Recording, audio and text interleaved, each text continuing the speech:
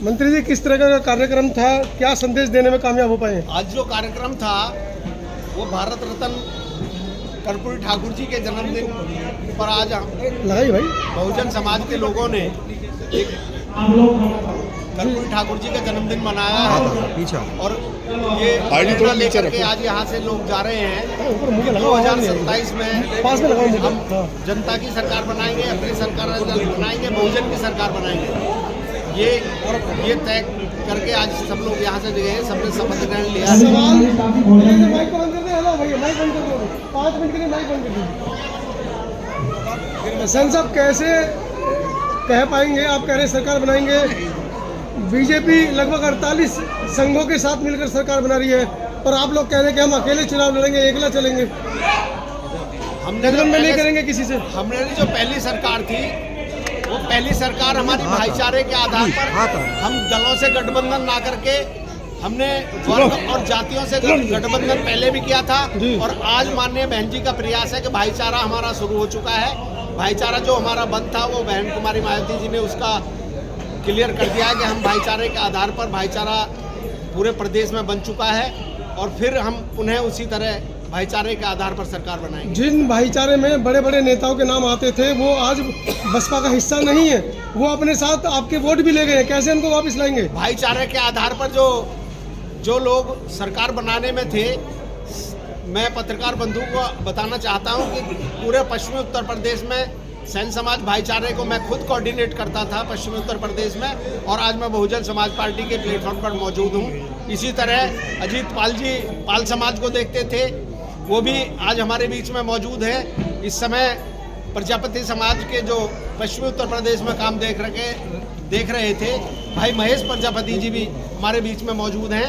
तो ऐसी बात नहीं है कि जो चेहरा नीचे केवल मौका प्रस्त लोग हमारी पार्टी से बाहर हुए हैं, लेकिन जो निष्ठावान कार्यकर्ता था, बहन जी का कार्यकर्ता था, जो मिशनरी कार्यकर्ता था, बाबा साहब का अनुयायी था, वो आज हमारी पार्टी में है, कोई बाहर नहीं है। केवल मौका प्रस्ती लोग ही हमारी पार्टी छोड़ करके गए। सपा कांग्रेस सभी कर्पूरी ठाकुर का जन्मदिन मना रहे हैं, वहाँ भी सैन समाज की बहुत भीड़ है, आप कह रहे हैं आपको वोट मिलेंगे? वहाँ सैन समाज की भीड़ नहीं है, जहाँ की आप बात कर रहे हैं वहाँ अगर यादव मना रहा तो यादवों की भीड़ है और अगर कश्यप मना रहा तो कश्यप की भीड़ है, तो अगर गुजर मना रहा तो गुजर की भीड़ है। ऐसा कुछ नहीं है, यहाँ बहुजन समाज केवल इस मंच पर बहुजन समाज है।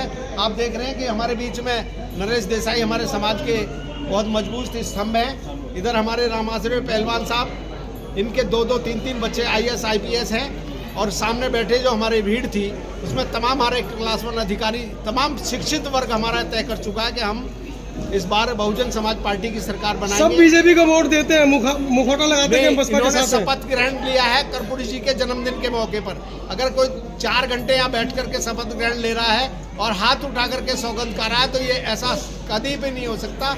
कुछ ऐसे लोग हो सकते हैं कि जो निकम्मे लोग हैं, हो सकता है वो आज यहाँ इसलिए नहीं आए कि यहाँ शपथ ग्रहण लेनी होगी। तो 27 में कुछ बड़ा करने की सोच रहे हैं? 27 में बिल्कुल बड़ा होगा। क्या आदेश है बहन जी का? बहन जी का आदेश है कि भाईचारे को तैयार करो, भाईचारे के आधार पर उनको बताओ कि जनता पूरी परेशान हो चुकी है, पूरा प्रदेश त्रस्त है, इसलिए हमें अपनी सरकार बनानी जरूरी है। ये बहन जी का संदेश है। बहुजन समाज पार्टी के सामने आजाद समाज पार्टी जो खड़ी है वो कितना गतिविरोध करेगी, आपको कितना नुकसान दे सकती है? बहुजन समाज पार्टी के सामने जो तुम दूसरी ऐसी पार्टी की बात कर रहे हो जिस पार्टी में केवल ऐसे कार्यकर्ता जिनका कोई अस्तित्व नहीं है, जिन्हें उल्टे सीधे काम करने हैं, जिन्होंने झगड़े फसाद करने हैं, जिन्होंने लूट और हत्याएं करनी है, उस तरह के लोग बसपा के मजबूत स्तंभ है। आज की तारीख में उस पार्टी को संभाल रहे हैं, बसपा से निकाले गए मजबूत स्तंभ वो निकाले इसलिए गए हैं कि वो बेकारे थे। अच्छा, SIR जो सरकार ने जो कदम उठाया SIR का, इसके बारे में क्या कहेंगे आप? जो SIR है, जो सरकार जिस तरह से काम कर रही है, बार बार हमारी माननीय बहन कुमारी मायावती जी सरकार को चेताया है कि भाई जो कार्य आप कर रहे हैं ये इस तरह का कार्य नहीं चलेगा और बहुजन समाज पार्टी इसका घोर विरोध करती है। चलिए आगे बढ़ते हैं।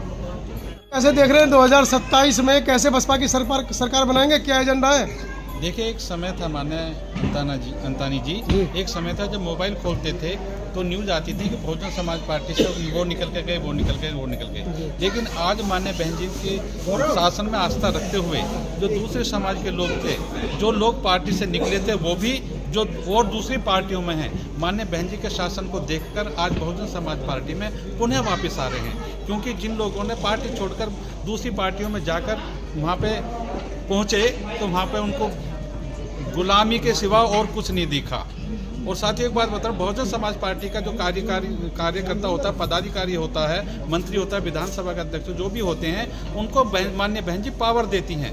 लेकिन जो दूसरी पार्टियों में बहुजन समाज पार्टी को छोड़ के गए, चाहे छोटे स्तर से आज किसी भी स्तर पे हों, उनको कोई पावर नहीं है, वो वहाँ पे बैठे हुए रो रहे हैं। मैंने अभी थोड़ी देर पहले वो अपनी समाज की आवाज़ भी नहीं उठा सकते, इसलिए वो पुनः बहुजन समाज पार्टी की माननीय बहन जी के सड़कों पर दौड़ रहे हैं, समाज को न्याय दिलाने के लिए सड़कों पर दौड़ रहे हैं, पुलिस के डंडे खा रहे हैं। जो देखिए सुनो, संघर्ष से ही सब कुछ मिला है, वो फिर संघर्ष हो रहा, फिर माननीय बहन जी के साथ हैं। माननीय बहन जी ने अभी 9 अक्टूबर को एक रैली हुई थी, जन बच्चा जो ऐसे गरीब समाज, जो ऐसे गरीब लोग जिनके पैरों में चप्पल नहीं थी, खाने को पैसा नहीं था, और वो अपने घर से गुड़ और रोटी बांध के लेके गए। माननीय बहन जी की आस्था के साथ में रैली बहुत जबरदस्त हुई। तो उस रैली के आधार पर आप चाह रहे हैं कि 2027 में सरकार बना लेंगे? देखिए, रैली के आधार पर भी, क्योंकि एक माननीय बहन जी ने बिगुल बजा दिया है, और उसी के रैली के आधार पर भी अभी माननीय बहन जी का 15 जनवरी को हर मंडल में बहुत अच्छी भारी संख्या में पूरे उत्तर प्रदेश में नहीं, भारत में माननीय बहन जी का जन्मदिन मनाया गया,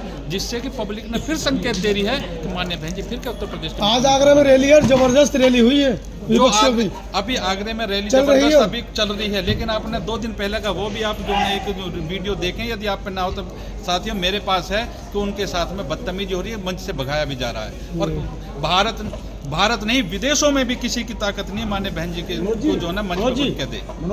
कल तमाम साथियों से ये सवाल है, कल संविधान लागू दिवस है, डॉक्टर अम्बेडकर ने संविधान बनाया, इतना समय लगा, कल उसको लागू हुआ, तो उस पर एक अपना दे दें, है ना? दोबारा मैं कहेगा एक बार क्या कहेंगे? देखिए जो ना, पहली बात तो जो ना कर्पूरी साहब के जन्मदिन की हार्दिक शुभकामनाएं, और जो 26 जनवरी को जो हमारा गणतंत्र दिवस मनाया जा रहा है, संविधान लागू दिवस, हाँ संविधान लागू दिवस है, उसकी भी सभी को शुभकामनाएं। साथियों, यदि जो है बाबा साहब संविधान न लिखते तो मैं कोट पहन कर यहाँ पर खड़ा हुआ होता, और हमारे मुख्य अतिथि जो है इस स्टेज पर ना होते, हमारे बीच में डॉक्टर और जो IAS और PCS ऑफिसर बैठे वो यहाँ पर नहीं बैठे। सनातन धर्म में एक दूसरे के प्रति जो छिताकछी चल रही है प्रयागराज में, जो शंकराचार्य के द्वारा हुआ है, तो उसी घटनाओं का जो है बहुजन समाज पर क्या प्रभाव पड़ रहा है? माननीय बहन जी ने आज की जो है न्यूज़ है, माननीय बहन जी ने एक स्टेटमेंट दिया है कि उत्तर प्रदेश की सरकार राजनीति को अलग कर रखे और धर्म को अलग रखे।